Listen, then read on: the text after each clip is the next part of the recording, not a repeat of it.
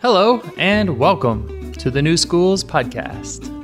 Prior to the pandemic, our next guest decided with his wife and 3 teenagers to leave behind work, school, and even the family dogs to travel the world on a modest budget.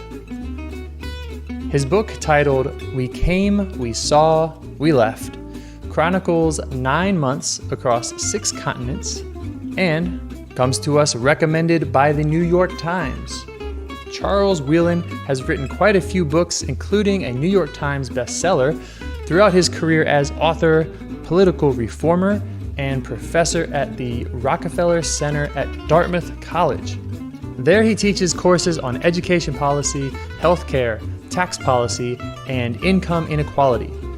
He also teaches the Practicum in global policy leadership, in which he travels with students to examine an international policy topic. In years past, the class has visited India, Israel, Jordan, Liberia, Turkey, Rwanda, Madagascar, Northern Ireland, Brazil, and Colombia. He was also a senior lecturer in public policy at the Harris School of Public Policy at the University of Chicago.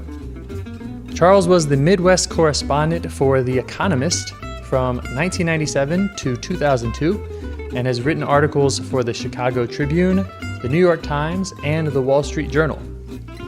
After publishing his 2013 book, The Centrist Manifesto, which calls for a new political party of the middle, Charles co-founded Unite America, a political organization dedicated to bridging the growing partisan divide. In 2013, he also published the New York Times bestseller, Naked Statistics, Stripping the Dread from the Data. But today we'll focus on his epic gap year adventure with his family, covering topics like how to create a homeschool curriculum while traveling, how to plan a trip with so many options and competing visions, what to look out for, and what may not need so much concern. Your host is Shannon Falkenstein, speaking today with Charles Wheelan. Hello, Charles Wheeler, and thank you for being on the New Schools podcast with us today. Well, it's good to be with you. Thanks. Great. So the New Schools podcast is made for families and educators who may feel frustrated or limited by conventional education or are inspired to do something way more fun during their children's K through 12 years. It's part primer and part survey of the possibilities that other people are trying, and my role is the curious parent who wants to know more. We've interviewed folks who have started their own schools, such as an Acton Academy, which is what I did, and also liberated learners, unschoolers, blended learning advocates, learning simulation developers, parent coaches, homeschoolers, microschoolers, and world schoolers, which is why we are so excited to talk to you today, Mr. Wheelan. Audience, you may not know, but in addition to taking 9 months off to travel the world with his wife and 3 teenagers, and then writing a book about it called We Came, We Saw, We Left, Mr. Wheelan is also a best-selling author who writes about economics, is a Dartmouth professor, and a centrist political reformer. But today, we're going to focus on his epic gap year adventure with his family. So, Charles, would you give us a quick overview of your trip and the book, and then we can dive in with some deeper questions for the audience? Sure. I mean, the short description is 9 months, 6 continents, 3 teenagers. I mean, it's kind of what you need to know. We traveled the world. Our family is 5, although it was not always 5 on the trip. It was a fluid group. We can talk a little bit about that. Our middle daughter joined us in progress. We had some friends travel with us.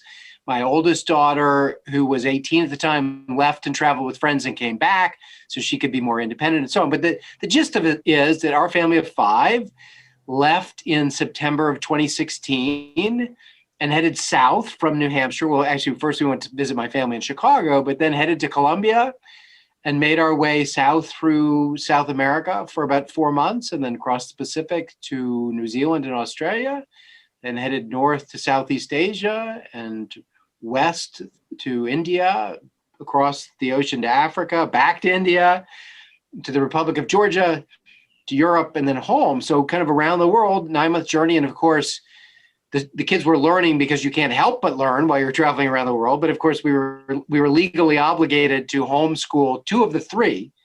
The oldest was taking a gap year, although arguably she may have absorbed the most of any of them through her kind of informal learning and just having time to read.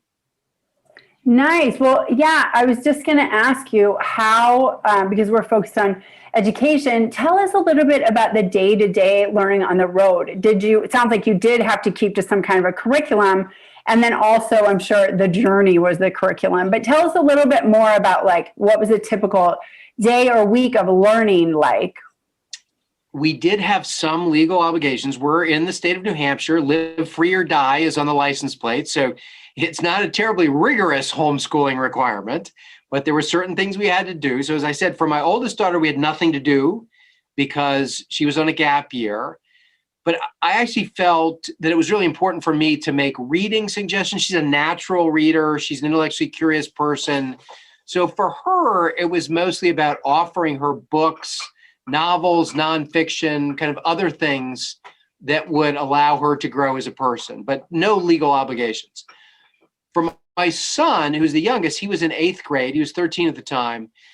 There wasn't a whole lot we had to do. The state required a few things, but he really did need to learn geometry. That was the math, and you can be lost later if you've had no exposure to it. And I felt he really needed to learn how to write going into high school. I spend my life writing. I see a lot of college students who don't have a great aptitude for writing. So that was above and beyond what the state required. We just wanted to make sure that he knew geometry because the state required that he could write. And then I wanted him to be able to kind of connect all the things that he was studying. We did some history. He had to do World War I. But I wanted him to put the historical things he was learning in school in context with the places that we were visiting. So at the end of the trip, I just kind of had him go through American history as he understood it. And it was really interesting. We didn't do too much during the colonization period, so it was mostly 20th century history. For him to kind of explain World War I and how that made people resistant to getting involved in World War II, and how the Cold War unfolded at the end of World War II, and the Cold War explained a lot in Vietnam that was not otherwise inexplicable. And so it was just really great for him to see that arc of history and the connections and all of that. And then my middle daughter was the toughest. She was a junior in high school. There were some fairly serious requirements. So there's an online education system in New Hampshire called the Virtual Learning Academy, or something of that nature. VLAX is the acronym. And she really did not like her VLAX courses, so we had to get her through them just so she could pass the year. But that's an important stage in her life. We also had to kind of help her mature emotionally and intellectually so that by senior year, she was ready to apply for college and other things. We also had to kind of nurture her ability as a writer. It turns out she's a great writer. So each kid really had kind of different requirements as we traveled. I can imagine that would be a challenge. And also because at the teenage, the teen kind of impulse is to separate a little bit, right? To form independence from your parents. And now I imagine you're thrown together in planes and trains and hotel rooms and experiences. We don't really know anyone else. So can you talk a little bit more about that? It was basically like COVID before COVID. We were doing our quarantine. We just happened to be moving around the world. So we were in small Airbnb apartments, long bus rides, cheap airlines. So yes, it was a lot of together time. And I think we never imagined that the rest of the world would be doing the same together time and a lot of the same online schooling. So I think my original description, COVID before COVID, is not a bad shorthand description of what the family dynamics were like. Wow. Yeah, I can totally see that. So tell us about, my husband and I really want to do this in 2023. We have a lot of friends scattered around Europe, and that was our idea. I lived in Switzerland for 4 years in my early 20s, and that was when history came alive, right? Like history in school was like a textbook and whatever. And then when I went to Europe, I was like, oh, now I understand. kind of like your experience with your son. So that's our dream. And I imagine a lot of people in the audience have this dream. So tell us more about the practicalities. Like, how long did you plan? How did you budget this? What is the point where you feel like your plan is, that's enough planning and then you need to allow for some flexibility and spontaneity? The paradox is everybody asks, when did you start planning your flights and where are you going to stay? Like all the travel stuff. And of course, that's all easy, all the planning. And I would say we started many years ahead of time, is in the leaving. It is, how do you fund this? How do you extricate yourself from your day-to-day responsibilities? How do you find the window that is most appropriate for your family? So if you've got one child, it's relatively easy. You kind of decide when's it best for that one child. If you got three, then we had a whole bunch of constraints. At the top end, we said, okay, once Katrina goes to college, she's not coming back to do this. So it's got to be before she enrolls in college, but we had the gap year to play with. She was very excited about that. In terms of CJ, he was the easiest because to my mind, anything before high school is fairly malleable. We could make it up. High school is tough. So we said we didn't want any child to miss their first year of high school or their senior year. First year because it's an important adapting time. Last year because it's so you don't want to be missing your prom and your graduation. So by the time we kind of did all those constraints, there was only 1 year that was going to work. And so that was the year we picked. So it's 2016, 2017 or nothing.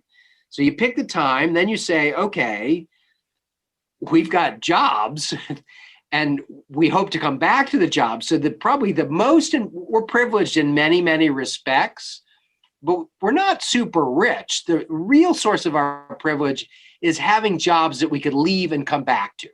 And it's a really lucky thing to be able to do. And as educators, I was able to just take a straight up leave of absence from the college. They wouldn't pay me, but it doesn't matter as long as I have a job when I come back. And my wife was a high school teacher. Now she's a principal. And they wouldn't guarantee everything, but she teaches math. And that's such a scarcity subject that she could be sure. They're like, yeah, we'll definitely hire you when you come back. We can't promise you, but yes, we'll definitely hire you. So, okay, that means we'll have jobs when we come back. It's not actually that expensive. Like the big cost of doing the trip is not the outlay. Is the food's cheaper in the rest of the world than where it is. Housing's cheaper because we rented out our house. We don't drive our cars while we're traveling. We don't buy clothes. I don't play golf. Like traveling's cheaper than staying home. But you are giving up 9 months of income. So the big hit is foregone income. It's not, everybody gets backwards. All the hard planning is leaving, not traveling, and all the expenses in not working, not in what you're spending while you're on the road. So the big thing we then had to decide is, as it wasn't a decision, we just had to rent out our house because it creates an enormous flow of income that became our housing budget. We rented out our house. We're lucky to be in a college town. We don't have a huge house, but it's very easily rented because there are a lot of people coming through. So once we rented our house to our in-laws, which is a whole other story, we just took that monthly rent divided by 30, and that became our daily housing budget. And from there, we budgeted a daily amount for other things. You know, what could we afford in terms of travel, daily travel, other.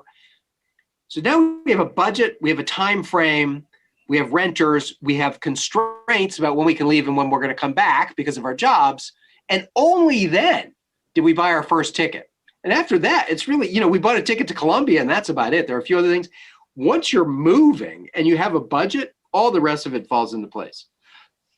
Okay. Wow. Well, that's really enlightening. Thank you very much for those details. It kind of makes it seem harder and easier at the same time. I think that's a good way of describing it. It's harder than you think and easier than you think, but the hard stuff's not the hard. It's, you know, it's not figuring out where you're going to stay in Quito.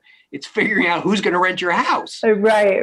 Okay, good. It seems like a lot of those decisions end up kind of making themselves like by force. You know, who's going to take the dogs? Right? Yeah. Like we have 2 dogs. You got to find homes. I mean, a lot of these little things that require a great deal of care. I can see that. So tell us about did you kind of have a rough roadmap of where you wanted to go, and did your kids also, were they involved in choosing the itinerary? Yes and yes. The roadmap was determined by a couple things. One was just the seasons. Since we were living in September, why not take advantage of spring in the Southern Hemisphere? And if we do that, then by coincidence, when it becomes winter in the Southern Hemisphere, we're moving back into Southeast Asia where it's warm. And then lo and behold, we're coming through Europe in spring again. So why not take, 3 springs basically in one calendar year? We had a few pins in the map. You mentioned having friends. We had friends in Mumbai.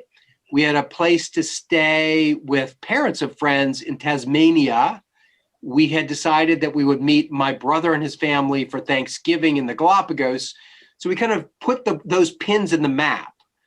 And so now we have a rough route and pins in the map with dates attached to them. And that gave us a skeleton that we could kind of plan around. All right, well, we'll land in Cartagena in September. We have to be in the Galapagos in November. All the time in between is what we have in South America. We did buy one ticket ahead of time from Quito all the way to Auckland, New Zealand. So that gave us another parameter. There's some things you have to book in advance, not much, but we went trekking in New Zealand, which is not expensive, but you do have to book the huts along the trail far in advance. It's like national parks in the United States. The booking opens up a year ahead of time. So we had huts on certain trekking routes on certain days. So we had to be there for that. And by the time you connect those dots, that gives you some fixed dates, which I think helps a lot. And then lots of flexibility in between.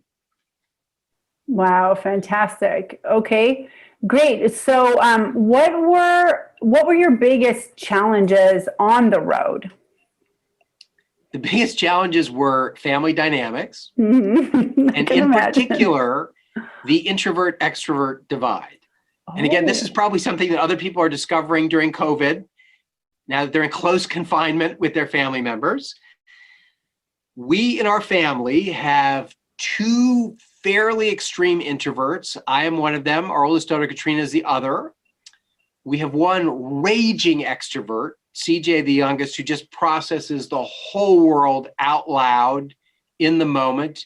His nickname in elementary school was Wally because he had been separated from his classmates for talking too much.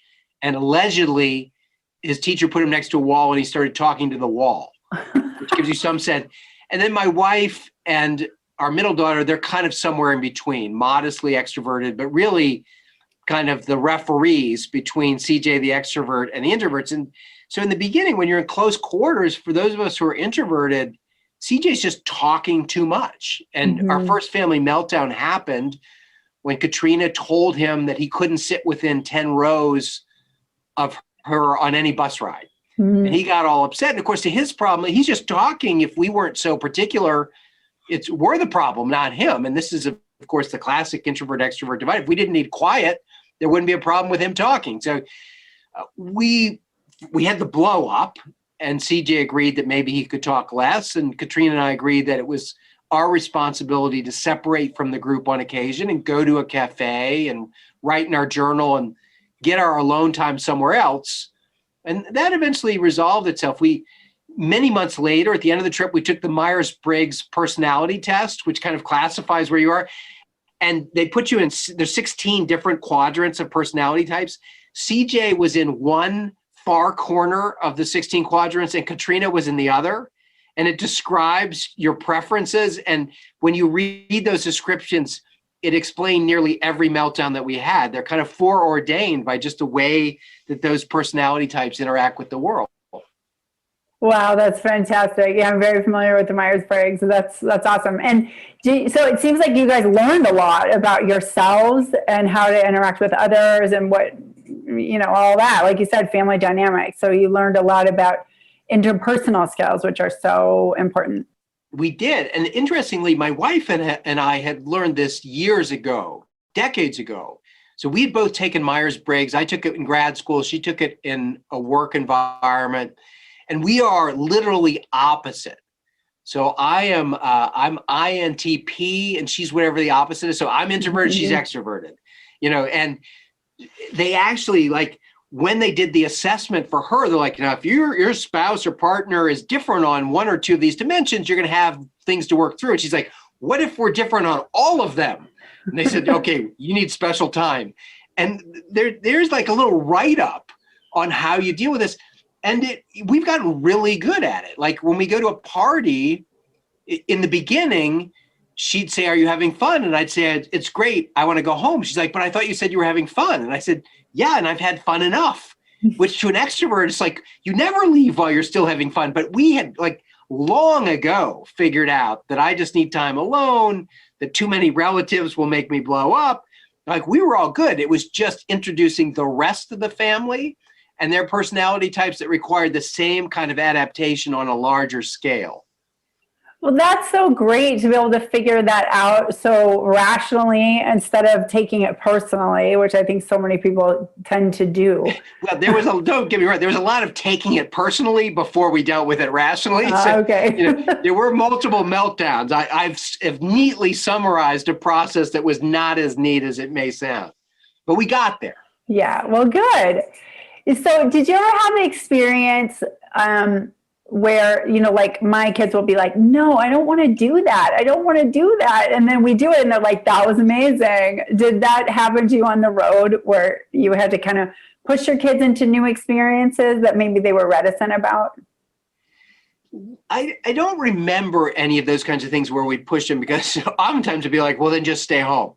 I think it was more often that we all had great experiences when we weren't anticipating them, where, okay, we're going to walk to the slave museum in Cartagena, but the coolest thing that we encountered was the market that we passed through on the way home that we weren't expecting. I think a lot of the learning and also just a lot of the really fun experiences were unplanned, and therefore nobody resisted them because they didn't even know they were happening.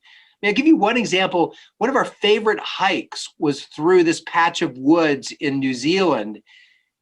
It was a nice meandering path. It was very beautiful.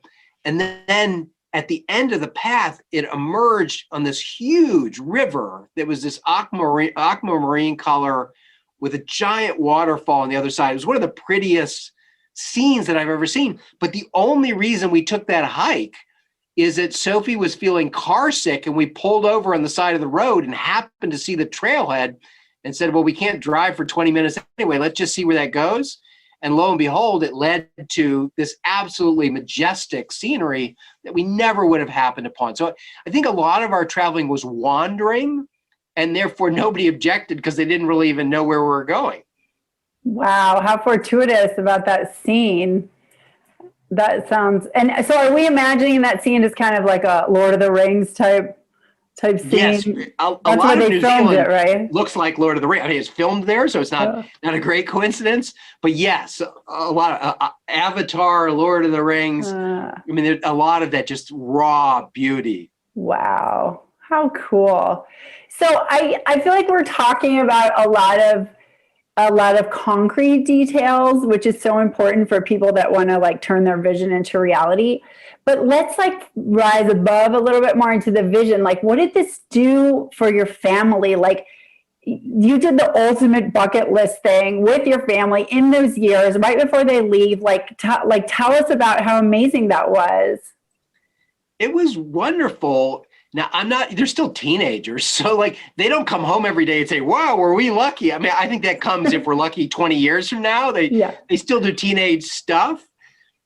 I do think that they matured a great deal, each in their own way. I think Katrina became much more independent as a person, in part because so when we began traveling, she was emphatic about being independent because all of her friends had gone off to college. So here she was with her parents. Even though she's taking a gap year, she's still hanging out with her parents. Her friends are sending notes and emails about orientation at college, and they're living alone in the dorm and so on. So Katrina would do these things that I would describe as like fake independence. So we go to check in at the airline, and she wouldn't check in with us. She'd stand behind us, and she'd hold her own passport and check in on her own. And she'd assert her independence, but like, it's just totally meaningless. Like, I give my passport to my wife, I'm like, you check me in. It doesn't make you an adult to check in alone on your airline flight. Mm-hmm. But the irony is that over the 9 months, she then traveled for weeks with friends. She went off on her own, traveled alone, met up with us, and then dealt with the ultimate responsibility, which is the only major health problem we had to deal with, was a flesh-eating parasite. So she got bit by a sandfly in Peru, we believe. And it was hard to diagnose what actually was wrong. But many countries later, we realized that she had leishmaniasis, which is fairly serious if untreated. Yeah. She ended up flying on her own to Munich from Calcutta to get treatment. Now, she had a friend who was in Munich who met her from high school. But here's a kid who started out thinking she was independent because she stood behind us in the airline line, who actually really became independent by flying to Germany and getting treatment for a serious disease on her own. So I think that's emblematic. They each had that growth in independence from a different base. Obviously, for the 13-year-old, it was more just learning how to explore on his own. So that in Colombia, we let him go to the empanada lady, which was like 200 meters from where we were staying, but it was still a big deal for him to go out. By the time we got to Munich, he's riding the subway on his own. I got tired at the BMW museum. I gave him 10 euros and said, find your way home, which was just not even a big deal at that point. And then for Sophie, the middle one, who was the least academic, I think she matured the most academically over that period of time, so that she was really ready to apply for college by the time we got back. Whereas when we left, I wasn't sure she was going to pass high school. Oh, wow.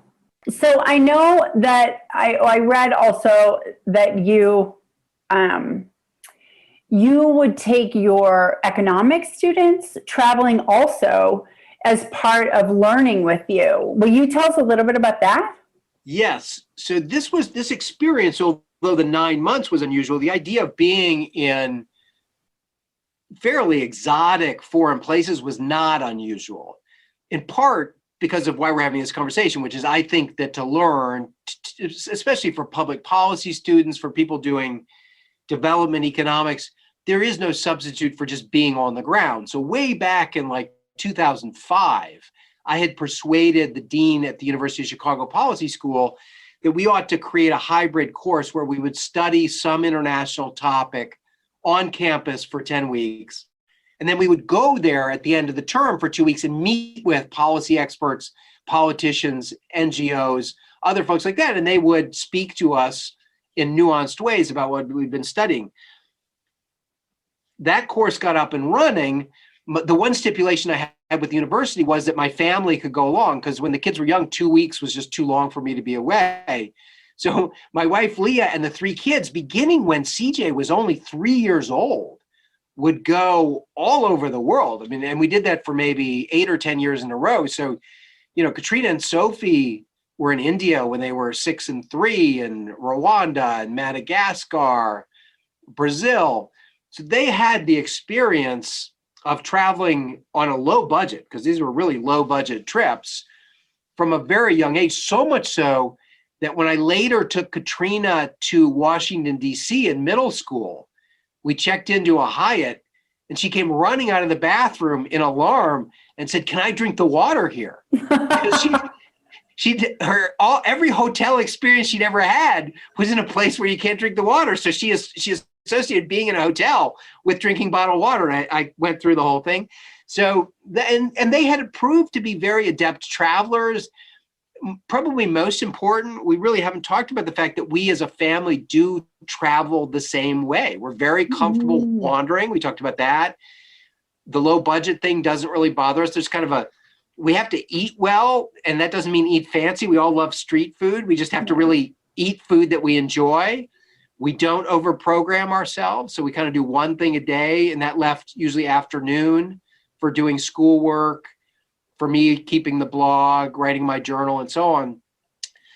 So we knew going in that we were in sync as a unit, the introvert extrovert thing notwithstanding, in terms of how we wanted to explore the world. And that really is a great start. Yeah, I could see that. Wow, I didn't know that your family had gone on those trips too. That's a great scaffolding of that over time.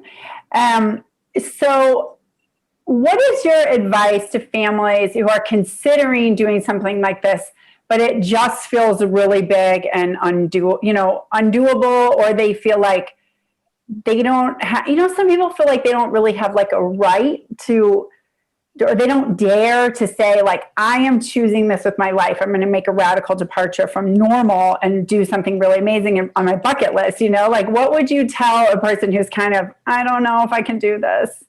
I think the first thing to recognize is that you can do smaller bites. 9 months just happened to be what worked for us. You can do a month. You can do a summer.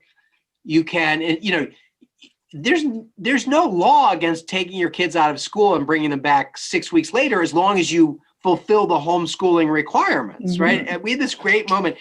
I was talking about taking the kids to India when they were really young. And so they would miss 12 or 14 days of school, which made them chronic truants in Chicago. Chicago had this rule that unless it was a family emergency or an illness, you couldn't miss school. But the principal, to his credit, of the elementary school said, well, of course they should go to India. They'll learn so much more there. But the Chicago public school rule was that they would have to repeat the grade. They'd have to repeat whatever they were in, like 4th and 1st grade, if they missed 12 days of school and went to India. So he said to the principal, like, what are you going to do? And he said, well, first of all, I don't think the district will ever catch them. But more important, he said, as principal, yes, they will have to repeat a grade. And we're like, ah. He said, but as principal, I can promote any student to the next grade at any time. Oh. So in worst case, they start 1st grade again, and then 20 minutes into 1st grade, they become a 2nd grader. So there's I love the rule breakers. Right. If you're in an environment that's supportive of learning. So with online learning, you can unenroll and re-enroll, and they're going to learn more. So you do have to understand the mechanics of what you're doing. Obviously, if you do it on summer break, it's much easier. You do, I think, have to understand how long it takes to plan the leaving, as we've discussed. It's not the travel. You really got to think about the schooling, the housing, the budget, the jobs, the pets, none of which is overwhelming alone, but the pieces, you just kind of have to take them one at a time. And so I guess my advice would be just be incremental, just kind of solve one of those challenges at a time. Figure out how long you can afford, understand the dynamics, and then recognize, you also have to pick your comfort zone in terms of where you travel. I mean, for some people, Europe is all they want to tackle. They don't really want to be in a place where they're going to get bit by a sandfly and get leishmaniasis. And I totally get that. On the other hand, some people, I love going to places like Rwanda and Madagascar. And, CJ, I think, was 6 when he met his first military dictator. So I think everything is a learning experience. So find your comfort zone, bite off as much as you think you can chew, plan far in advance, and don't let the planning overwhelm you. Just take one challenge at a time. And talk about another really practical detail is like your physical. I feel like you need to kind of physically fit to do something like this. Like you're carrying a backpack, or you got to fit all that stuff in there. It's probably pretty heavy. Like you need to kind of train a little bit for this trip. Yeah. So although more of the training is just not packing too much rather than bulking up so you can carry all that stuff, we did have one rule. We kind of let people take what they wanted to take. But the rule was you had to put everything in one pack that you could carry and still have a little backpack too for reading stuff, and have one hand free. So you had to be completely mobile while carrying all of your stuff. And the reason is, like, you just can't go through a bus station in Myanmar if you've got 5 bags each. Right. Like, so, 3 of them are going to disappear fairly quickly, and you're just going to be lost and sweating the bus. So that was the logistical. Now, you can put as much as you want in it, but you're going to have to carry it. So yes, the planning, I guess we did kind of take for granted that we were relatively fit. We, none of us is like a world-class athlete, but we do like to hike and walk. So none of that was a real challenge. And if it were, by the time we were 3 or 4 weeks into it, we did so much walking that we would have gotten fit fairly fast, because we love walking, we love wandering. But yeah, the planning around what you're going to take is important. We had some decisions to make around electronics, for example. That was one of the big decision points. Electronics are good in that they help with the homeschooling. There's a lot less fighting if you got more laptops. People were always fighting over converters, those cheap little things that put the 2 prongs into the 3. Like, why we didn't buy more of those, I don't know, because that 80% of fights were over adapters. But of course, laptops are expensive. They can get broken. They can get stolen. So I think in the end, we decided on 2 laptops, which allow, we still had to share and squabble over those. Everybody had a phone, which is, but without a calling plan, which meant that we could text if we had Wi-Fi, which helps a lot for staying in touch. And it also allowed the children to stay in touch with their friends. I think it's unfair to disappear for 9 months and say you're not going to be on your devices because they'll just resent you forever. So they were always using their phones to stay in touch by Snapchat or texting or what have you. And then, thankfully, we never lost or broke any of those things, but that is a risk, I think, when you're traveling with them. Everything else was replaceable or super cheap. Yeah, that's some good advice. I'm glad you never lost any of your devices. You guys just seem like such a fun family. It sounds like a great time. So if we could just shift a little bit, because you're a professor, I wanted to ask you, a lot of what we talk about in this podcast is alternatives to K through 12 education. And a lot of worries that parents have about choosing a different path is college, right? Whether that's accurate or not, they're worried about it. So have you had experience of having students that were alternatively schooled, and how did you, could you kind of talk a little bit about that compared to traditionally schooled children? I've had all kinds of experiences. So I've had students who were homeschooled all the way through high school. I've had some great students that was in graduate school. And those folks, predictably enough, are self-starters and intellectually curious. And but had you not told me, I probably wouldn't have known that. So it wasn't like they stood out. But once they told me about their experience, it made sense. I remember having one student, one of my favorite students actually, whose parents were just complete hippies, self-described by her, and they just started their own school. They just kind of said, hey, we're going to have a school and some people are going to come, and they did it, commune style with other people. And that I never would have known, because I think she probably rebelled a little. She was actually fairly conventional.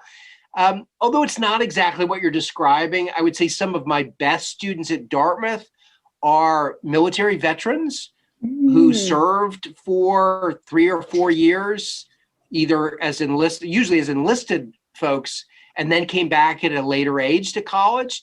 And they just bring so much more maturity and love of learning to the task. I think, people can choose their own path, but I would urge as many people as possible to take a gap year, which is just one form of being unconventional, because too many of the students I see are burned out, or they just feel like they've been running on this education treadmill for too long.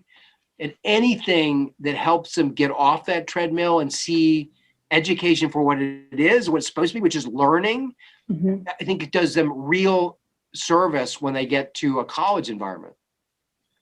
That's a great reflection. Thank you very much. And are you finding, I was speaking with Esther Wojcicki, who, I don't know if you know who she is, they call her the godmother of Silicon Valley. She's famous because one of her daughters is the CEO of YouTube, and the other one is the founder of 23andMe. And the other one is the cardiac chief of something at some hospital in San Francisco. I don't remember. But anyway, amazingly successful daughters. And so she wrote a book called How to Raise Successful People. And we were talking, and she says, at, I think, Berkeley or Stanford, that there's a class called adulting, because so many children are, well, not children, but young adults are getting to... There's a dean there famously who's written about it. Yeah, Julie Lithcott-Hames, who wrote How to Raise an Adult. And so it's they come and they can't do their laundry or do anything for themselves. So are you finding that trend also as being, you and I are kind of Gen X, are you finding that this generation is a little bit less capable and independent because they've had a different parenting experience or educational experience? Yes, and it's not just parenting. There's a really good book called The Coddling of the American Mind. Mm-hmm. And it's all the social structures as well. If you compare, the way I grew up, I played sports all the time, but it was on the side yard, And to get it, you go around the neighborhood, knock on doors, make up your field, play until dinner. If there's a fist fight, you figure it out or else you're going to have to go in. It was totally unstructured. So kids now are playing sports, but there's a league and there are coaches and there's a snack. And so I think parents are doing more, if we're to generalize, but also there's less unstructured time. Certainly less time just off the grid entertaining yourself. And I do think that you see, well, first of all, you see more anxiety among students. I don't think it's very healthy at all. But I also do think that you have some students who just are less capable of figuring things out. And I would say probably as a parent, I just went to the total other extreme. My kids would tell you that my most common answer to any question is figure it out. Like, Nice. like, how do you do this? I figure it out. And because either I don't know or I don't care, or if I do know and care, I'd like you to be able to do it on your own. So I'm a big proponent. Now, obviously, if kids have special needs or if they need certain kinds of emotional support, but if it's just your run-of-the-mill question about how you buy a ticket for the skiway, like, you know what? You can use Google just as well as I can. Yeah, and you know how to read. So I'd like to think that they're better served by developing those skills. And it does get to the maturity piece. I mean, part of what sets my veterans apart from the other students is they've been out there doing these kinds of things, living on their own, keeping a budget, and that does make them more capable adults. That's an excellent answer. Thank you so much. Okay, great. Well, my final question is always about a metaphor. So could you think of a metaphor to compare like a traditional, conventional K through 12 experience to what your children experience in your time on the road? Yes, our journey was a wandering afternoon where we weren't setting out. If we had any destination, it was a very loose destination, but the learning was all about the journey, and we never quite knew what we were going to encounter, but we knew that the journey would be interesting, fun, enjoyable, maybe scary a little bit, but I'm a big believer in the journey, not the destination. And that would be true, by the way, in a conventional education as well, that stop focusing on the test and what you need to know for this and just step back and try and appreciate why we're reading this book, why we're studying this subject. So for us, the metaphor for me is always something related to the journey. The journey. Okay, that's great.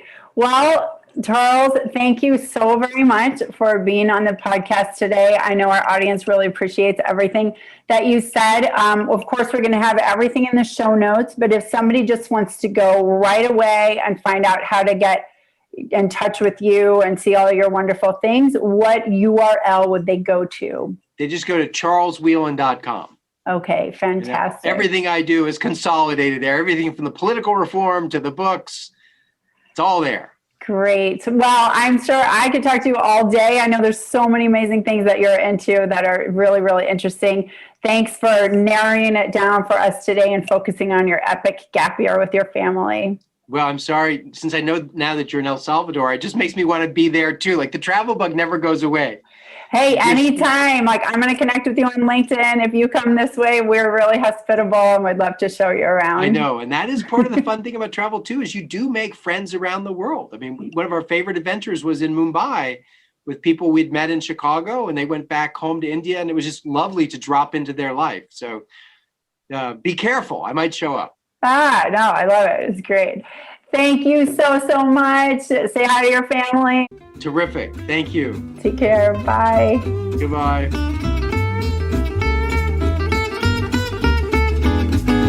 Thanks for listening to the New Schools podcast. Tell a friend. Previous episodes and show notes, including any books or websites our guests recommend, can be found at thenewschools.com. If you're a parent who is looking for a new school for your family, send us a message. We would love to help.